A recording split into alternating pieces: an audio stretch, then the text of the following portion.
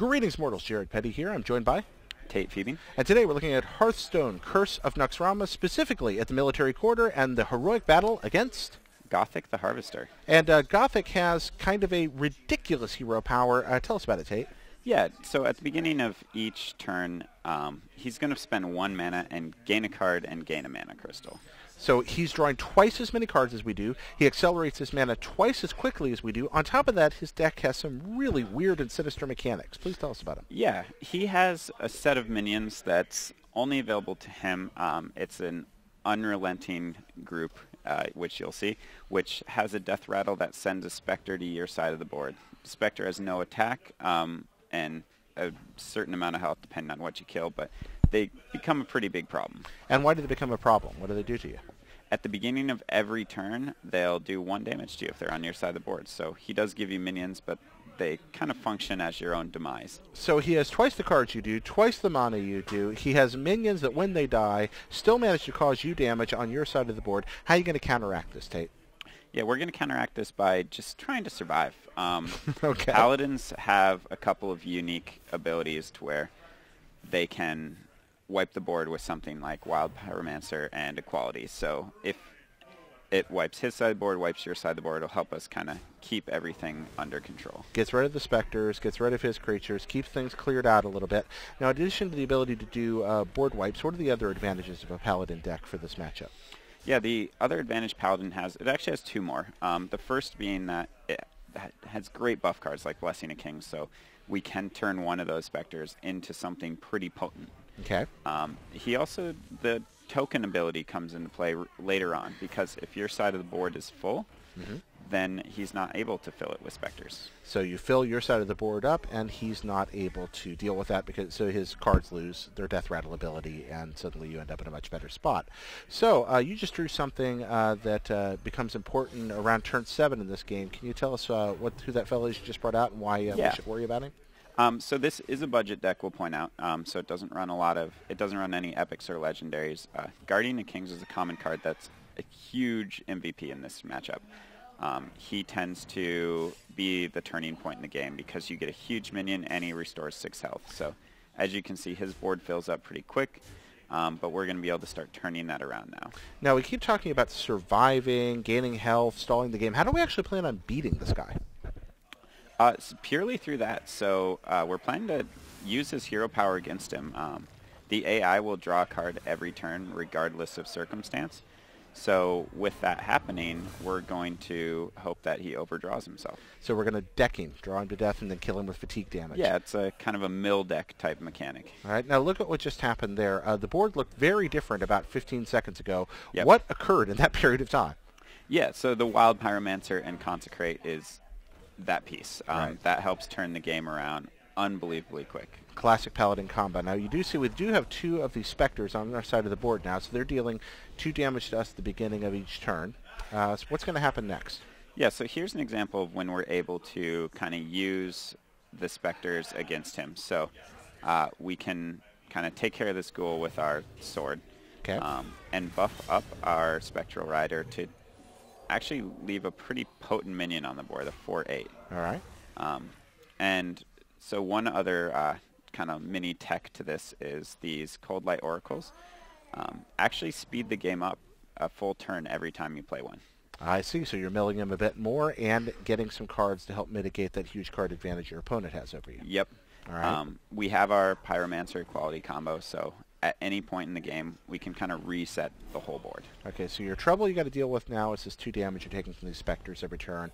Mitigating it, staying alive. How do you feel about the status of the game at the moment here? This game actually feels pretty good right now. We have a Guardian of Kings to help heal us up. We have a few taunts, so we're going to be able to kind of turn this pretty quickly and sustain a little bit longer. The only thing we have to figure out is at what point in time to play what cards. All right. So while you're thinking about that, let's get a bit of a count here on his deck. What's he at right now? Left in it to draw. He's down to 8 cards left. Okay, so only 4 turns with his AI before he starts taking damage from fatigue. Yep. All right, so we just got to survive a few more. Tate's considering his options right now. Take a look around, and I'm going to blow up the A-ball. Yep. Okay.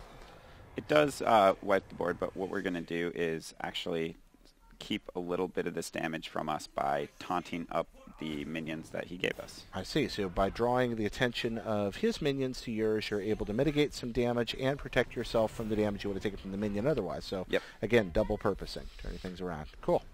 Yeah, and so we do have the Consecrate to kind of help wipe the board. Our board's really full right now, which is actually a huge advantage to us. And the A-Bomb actually works against him in other ways. Most of our minions have 3 health, so they...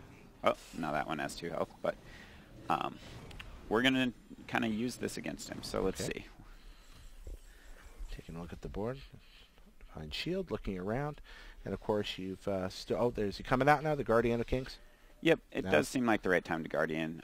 We're going to be able to let the A-Bomb kill. Actually, it was probably a mistake on my part to play that before the A-Bomb went off, but it happens. We're actually in a great spot now. All right.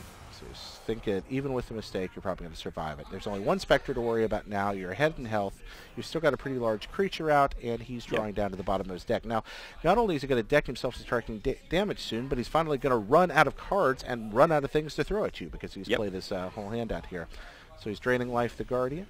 Take a little damage from that one Spectre and draw a weapon there.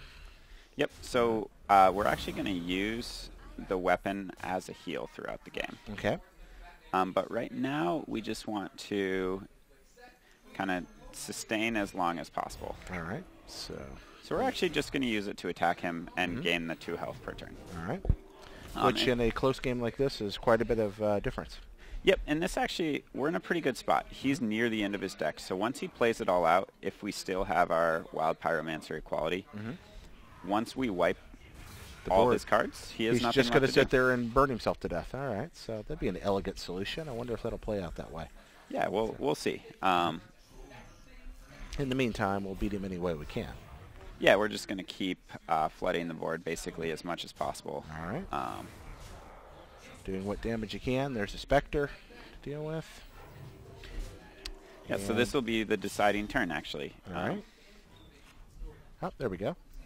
Had a little bit of a hop there for a second. Yep, so if he plays his hand, we will wipe the board. Actually, it's looking pretty good now. All right, so he actually has no cards left. Yep. So we'll use that to our advantage. No cards, no options, no way to hurt you. He's just going to take damage, so you're going to wipe it and end the game, all right? Yep. One thing we are going to do just to be safe is kill a couple of these minions, or at least that guy. So you're sure that you don't have any new Spectres to worry about once you pull off the combo? Yep. Okay. Yep. We're just going to actually wipe our side of the board. So we're killing this to gain a Spectre, and then we're going to use Equality to wipe the entire board. Okay. Which leaves us with a single Spectre and take 1 damage per turn, and he's going to deck himself. In exchange for him decking himself. All right, so here we go. Here comes the Spectre. We've still got creatures out. He's taking fatigue. Yep, and at this point, this is just purely... just have to go through the motions now. Well, let's savor it, because really, that guy's kind of a jerk, and it's sort of nice to just watch him be consumed by his own greed. Yeah, we'll actually use his own minion to do the final blow. Oh, that's wonderful. I definitely think that's what we want to see happen here. Oh, you're going to threaten the AI a little bit. Seems intimidated. Yep, he actually does respond. Oh, there we are. More fatigue, more fatigue. Yep. Take that last bit of damage. And do a victory lap. Victory lap. A little bit of gloating here, folks, but this guy's a pain, so we're glad to see him go. Yeah. And he's undone. So let's take a look at this deck, Tate, that you used to achieve this victory, and take a peek and see how the folks at home can put this together if they want to. Yeah, we'll go through, highlight kind of a couple of the key pieces. We talked about it throughout the match, but Wild Pyromancer is one of the crucial cards. It's what allows you to wipe the board with Equality. If you play it with Consecrate, you can think of it as having a 3 damage Consecrate up from 2 because the 1 damage AoE afterwards. Okay. The rest of the deck is a lot of sustainability. So 2 Holy Lights, 2 Guardian of Kings are both 6 health heals. The True Silver Champions also heal and help maintain control of the board. And then we have some big taunts. Defender of Argus helps you actually sustain longer by using his Spectres, taunting them up, it actually forces him to remove his own specters from your side of the board, which is pretty nice. That mitigates a little damage. And then Sludge Belcher and Sunwalker, just huge taunts that are tremendously durable. That'll kind of prevent that damage from coming through. Because all this deck's really trying to do is survive until he kills himself. Well, thanks for showing it how it works, and thanks very, very much for sharing the deck, sharing your victory here, and overcoming Gothik, who's really kind of a pain to get past. So. Yeah, he's one of the tougher bosses we've seen in Naxxramas. Well, I really appreciate your help here, Tate. And folks, thank you so much for watching and listening. Leave your comments. Let us know what decks you're using against Gothik, what tactics you appreciate. And for all your Hearthstone needs, keep it locked here to IGN.